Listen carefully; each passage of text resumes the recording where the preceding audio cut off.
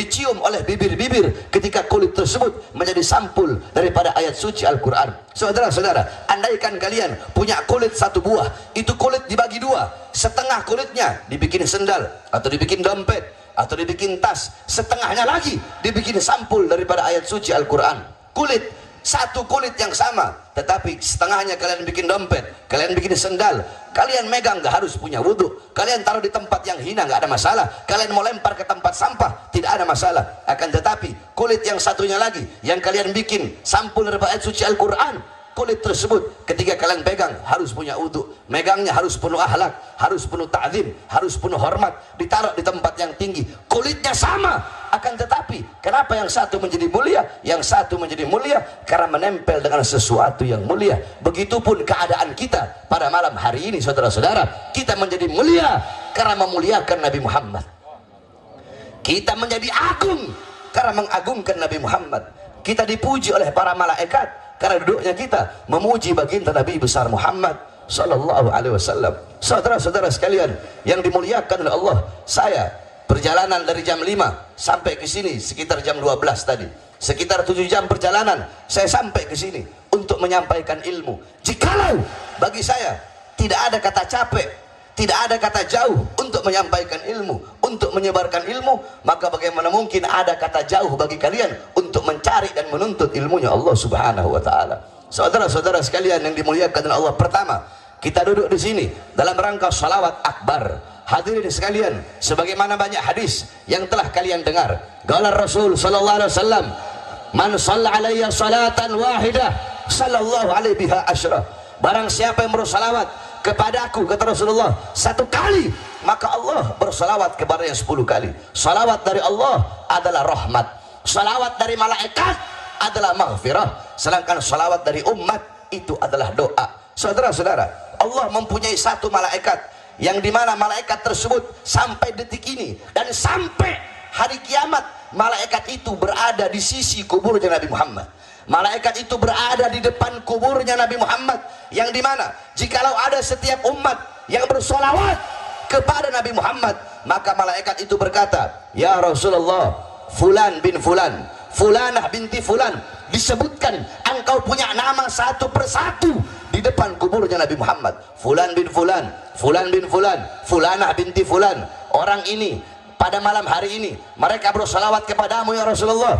Apa kata Rasulullah? Bawa salawat mereka menghadap Allah Subhanahu wa taala. Dibawa, kalian punya salawat menghadap Allah Subhanahu wa taala. Malaikat berkata, "Ya Allah, fulan bin fulan, fulan bin fulan, fulanah binti fulan bersalawat kepada kekasihmu Muhammad."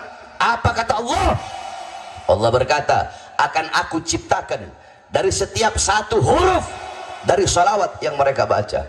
Contoh, kalian baca salawat, "Ya Rabbi sholli ala Muhammad." Ya Rabbi, ya 1 huruf, alif 1 huruf, ra 1 huruf, ba 1 huruf, ya 1 huruf. Ya Rabbi, ya Rabbi itu 5 huruf. Dari setiap 1 huruf, kata Allah, akan aku ciptakan 360 malaikat yang memiliki 360 kepala.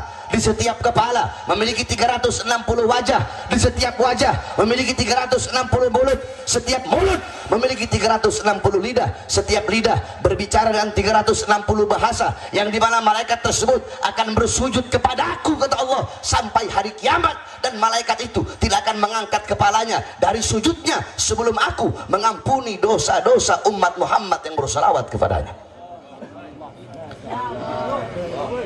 Ketika Rasulullah SAW Isra Mi'raj di langit ketiga, beliau berjumpa dengan satu malaikat. Malaikat tersebut memiliki 1000 tangan.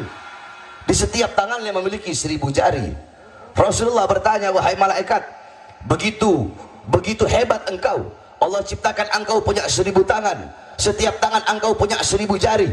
Untuk apa Allah menciptakanmu?"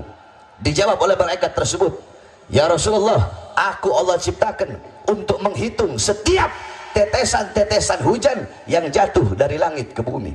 Kemudian Rasulullah bertanya, "Apakah engkau tahu berapa banyak jumlah?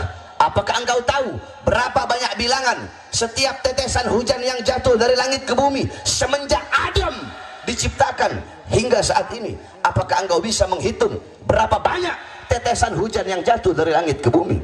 Malaikat tersebut menjawab, "Demi Allah yang mengutusmu sebagai Rasul. Aku tahu berapa banyak jumlah bilangan, aku tahu berapa banyak tetesan hujan yang jatuh dari langit ke bumi, dari langit ke gunung, dari langit ke sungai, dari langit ke lembah, dari langit ke hutan, dari langit ke laut.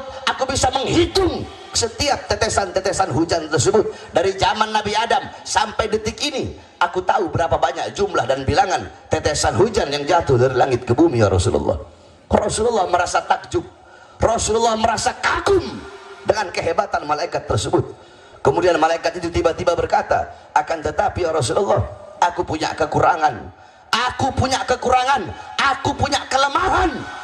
Kata Rasulullah, apa kekuranganmu, apa kelemahanmu?